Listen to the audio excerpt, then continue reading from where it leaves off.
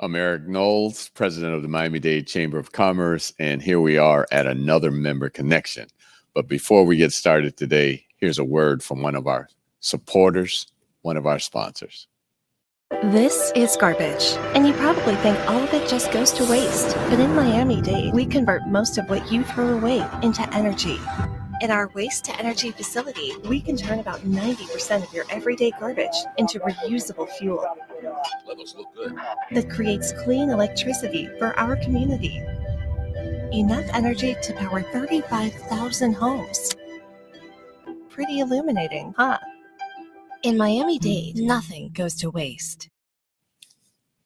So we're back in this beautiful studio here at Miami-Dade North Campus, and I'm here with my good friend, Mr. Mike Fernandez, who is the director of Miami-Dade County Solid Waste Department, and they're a proud sponsor of this month's Member Connection. Mike, how are you? Good. How you doing today? Hey, man, I'm great. You know, we were talking earlier before we got started today, and both of us we started right here. Right here, hometown. Yeah, Miami-Dade. Miami-Dade. Miami-Dade North Campus.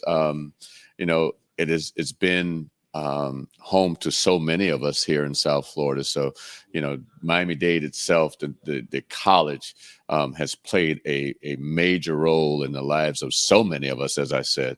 And again, this is where you started. Yep, and it's great. I mean, great school. We all, we've grown up here and learned from this institution, as well as Florida International University. Right, exactly. Because I started at Miami-Dade, and actually after I got out of the military, I proudly talk about my military experience from the perspective of I went in when I was 17 and I got out when I was 20. And I came here to the North Campus and then matriculated over to the FIU campus down south. And when I went to FIU, they actually, when I graduated in 82, they were just starting to build dorms. There were no dorms there. So here we are. Here, fast forward, 82 to 2022. Wow. Yeah. We're here. Yeah. Things have changed. Yeah, right? Things definitely have changed. But you have been in the waste business. I mean, that's pretty much been your career. I'm sure you've done some other things, but you've basically mastered that. And here you are as the director of Miami-Dade County's Solid Waste Department, and probably one of the most important departments that we have in the county. I mean, we have major departments, obviously the seaport, the airport, but yeah, one that's taken for granted, right? Yeah, exactly. Right? Yeah, it's like I like to call ourselves the unsung heroes, basically, because it's one of the few services the county provides that we still have to go touch every single home twice a week. We service 350,000 homes, so that's twice a week we got to service. You know how many touches we have to touch in the year? That's millions of touches that we have to go out there. And it's real simple that you just take your can out first thing in the morning. You get back at the end of the day, it's empty. Right. It's like magic, right? It just disappears. No one knows really or understands the logistics behind the scenes that happen to get that garbage to the appropriate location. Right. And you talk about the appropriate location, but before we get there, and I was saying the appropriate location, I think about Mount Trashmore as landfills. Yeah. But before we get to the landfills, obviously there is a lot of manpower that it takes to, as you said, you do this twice a week to 350,000 homes. A lot of the service, growing up, we saw, here comes the garbage man, here comes the trash man, the guys on the back of the trucks doing the work. And that still happens in some areas. Yep. But it's been automated. You have the trucks that come down the street, the arm comes out, picks up the trash. But what is a process in the life of a day of someone who is actually running the system, and even back, because you're bringing it back somewhere, and it's not all going to the landfill. It's going other places. So talk about the intricacies of moving trash. Sure. So things have changed. I started in the business 25 years ago, so it has evolved over time. And these new automation trucks are really a great invention that came to the waste industry. One, the driver no longer has to get off the truck. Two, you lower your worker comp cases, your injuries. A lot of times are be on the back of the truck. I mean, you go pick up a bag, it may have glass or syringes or something, and you get poked. Not real fun stuff. Wow. As well as back injuries. Sometimes they'll put, you have heavy stuff and hurt your back, or slip and fall cases. But typical day in a garbage man's life, or garbage woman's life as well, because we have plenty of women that are in the business too, and I think they drive better than the men, to be honest with you. But you gotta check your truck first thing in the morning. They start first thing in the morning, about 7 o'clock in the morning. Come into the yard. You make sure you do what we call a pre-trip inspection of the truck. Make sure everything's safe. Belts are good. Liquids are good. Oil, fluids, tires. Everything's checked out. So then we head out. Everybody has like their area. We call it a route. So everybody has their area that they go and service. So maybe it's like a perimeter, maybe from this avenue to this avenue, from this street to this street. So you handle that section, and typically a section can involve maybe over 1,000 homes that they pick up. Wow. That 1,000 homes probably equate to about two times that you have to go to a disposal site, because you fill the truck up. That was going to be my next question. 1,000. How many times does he have to run, or she has to run? Typically 1,000 homes, and then it's really cool. There's a lot of science behind this. So typically your heavier days are Mondays and Tuesdays, weekend. So those heavier days actually will involve the driver to have to go to the dump more often, because you're going to pack out. We call it pack out the truck, or fill up the truck quicker. Thursdays and Fridays somewhat lighter. People are working during the week, so it's not so much stuff happening at the home, right? Right. So once you pick up the homes, they go out there, pick up these houses. They go to the nearest disposal site. So we got various sites throughout the county. For instance, in the northwest section of the county, we have a transfer station. It's called Northeast Transfer Station, right off of Miami Gardens Drive and like 6th Avenue, close to 95. And what we do there, these transfer stations are great part of this whole system. What happens is these garbage trucks go dump at these transfer stations, where then later on the garbage is consolidated in larger vehicles like tractor trailers. Okay. So the benefit of having this is that you have less garbage trucks on the road. Okay. Because if you didn't have that, that means these trucks have to go a further distance. Right. That means you need more garbage trucks on the road. Okay. And we don't need any more traffic. Right. In Miami-Dade County. So then once we consolidate the garbage in these larger loads of tractor trailers, we end going to a final disposal site, such as a landfill or a waste-to-energy facility. Most of the garbage ends up at the waste-to-energy facility. Okay. I don't know if people know that, but we've had this waste-to-energy facility since the 1980s, and out in Doral, Florida, and we process over 1 million tons of waste there. We actually pull out the metals from the waste on the front end. We actually reduce the waste. We shred the waste into smaller pieces. So we actually reduce it close to 90% of the volume it initially came in. And then we burn it, basically. And once we burn it, we actually produce electricity out of that. Okay. And it powers the same electricity that we're burning with the garbage is generating the power at the plant, as well as sending electricity to the grid and selling it to customer FP&L, as well as City of Homestead. So in a nutshell, that's kind of the dynamics of how it gets to dump. I mean, at the end of the day, once the driver finishes his route, they come back to the yard, check their truck again. We call it post-trip inspection, and then they're done for the day. It's honestly, it's a great job for someone that wants to be by themselves, and that's their office. And you just control. You have your clientele, which is your route, your neighbors. And honestly, a lot of our drivers know exactly what's happening in their neighborhood. I mean, personal stuff. I mean, they build these relationships with the homeowners, their customers, and then the homeowners actually, it becomes almost like a bond between the driver and the neighborhood. Right.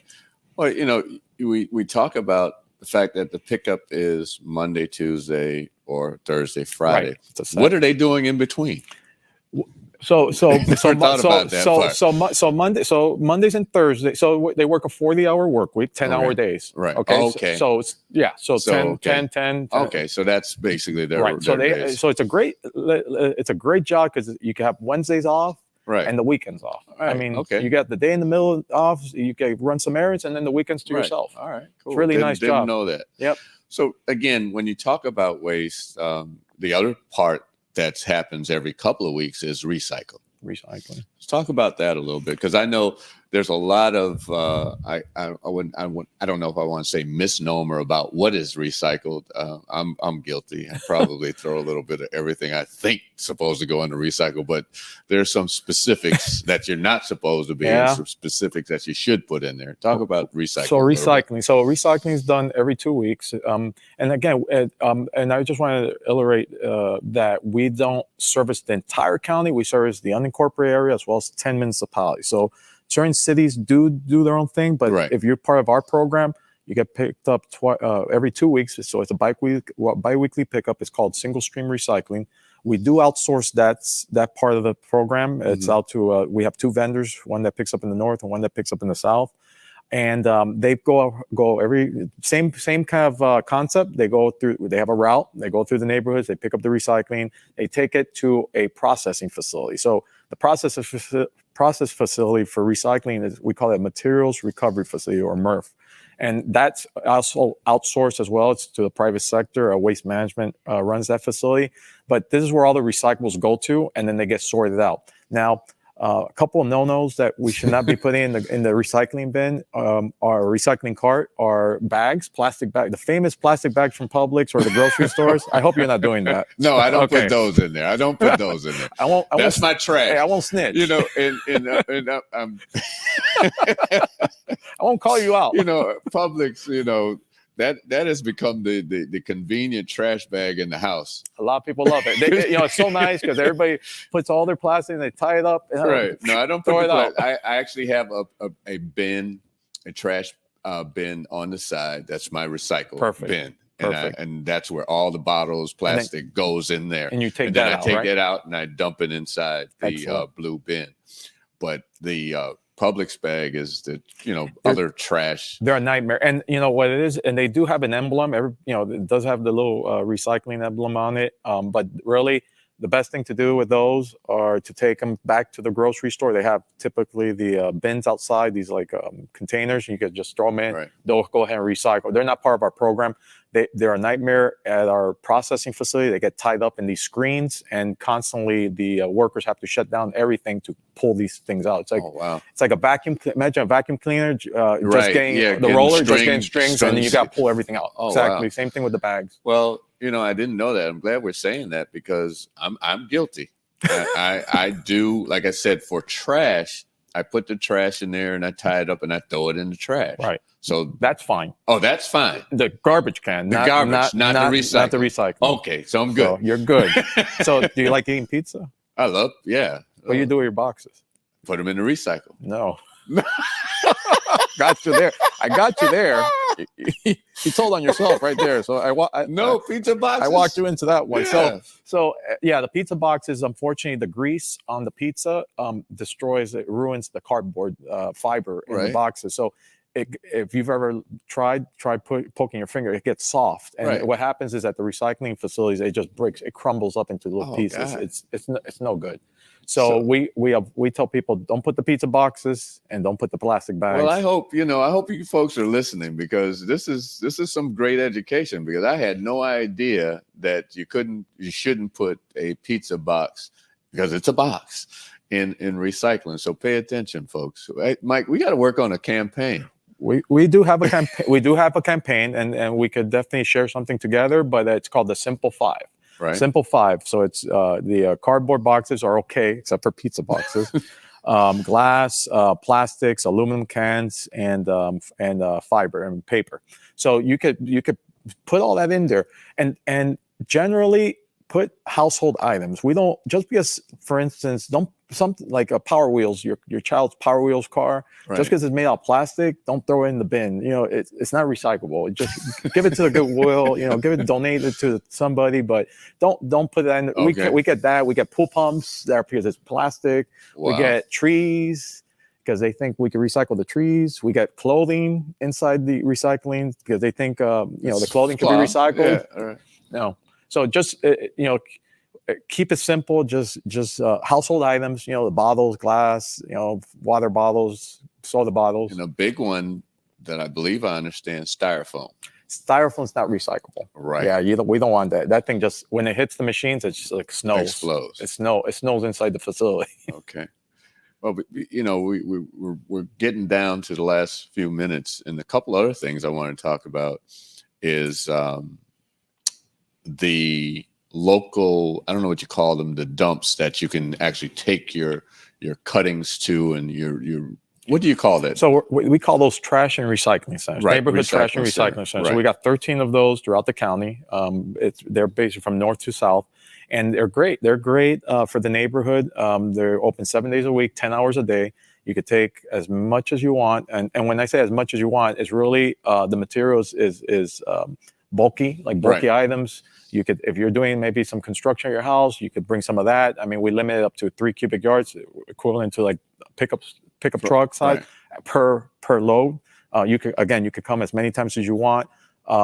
Some sites do take mattresses. We accept mattresses, their tires, and some e-waste like electronic TVs or electronic. What they call waste. white goods, your refrigerators. We have white goods as well. And some facilities don't take it, and the reason why they don't take it is because they're small. The space is limited in there. Like I know we have one at Norwood off of 199, and that site, it's very small, very tight. Right.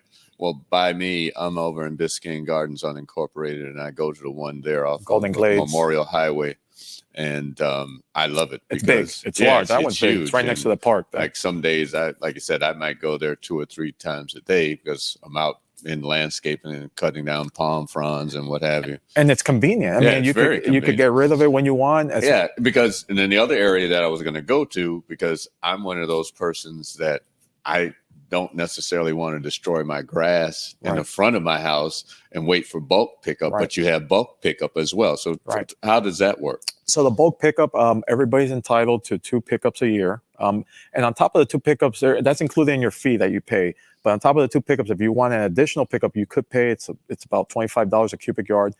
So how it works is basically you call in, and now we just changed to a new system. So you can actually make an appointment. So you call in 311 and they'll give you whatever dates are available. So they'll tell you, hey, Eric, we have April 13th available. Would you like to schedule an appointment there? Yes, schedule me. Okay, you could put the stuff out 2 or 3 days before that appointment date. Once that appointment day comes, our trucks come by, pick up the material, the waste, and take it. Are we limited to anything that goes out there? So that's a good question. So yes, it's limited to again, vegetation, trash, and same thing where you can take it to the neighborhood trash and recycling centers. Same thing as a limitation. We don't want garbage. You can't be putting garbage in front of your house on the ground. We don't want that. But just limited to that. Okay. So we talked about bulk. Now I know one of the challenges you have, and I pray and I just thank God we've been blessed not to have a storm. Yeah, I know. I'm saying I shouldn't. Yeah, I know, and I know that's one of your biggest challenges and one of your things you don't look forward to. No. But how do you prepare for that? So we monitor storms closely, and it's almost time. Hurricane season is around the corner. I hate to say it, but we monitor whenever a storm develops on the Atlantic or out there. It could be the Gulf. We monitor closely if it turns into something significant. Even a tropical storm, and it's coming close. We monitor that. We prepare. We have sites. We have these temporary. We call them debris sites. We activate those just in the event that we're going to have some sort of catastrophic weather here. As well as we make sure, like your piles, and that's the other thing. We tell people, don't put piles out in front and the storm's approaching, Right. those become projectiles at the end of the day. Because the last thing I want is to have our men and women out there in the middle of a storm try and pick this. They have family, they're people too, and I don't want to put them in harm's way. So we want to make sure folks don't put the stuff out. Use the TRCs. Take the stuff to the TRCs if you want, but don't schedule stuff and expect us to then try to pick that up in the middle of a storm. Right. So we do prepare for all that, and for instance, during Irma, we had these debris sites throughout the county.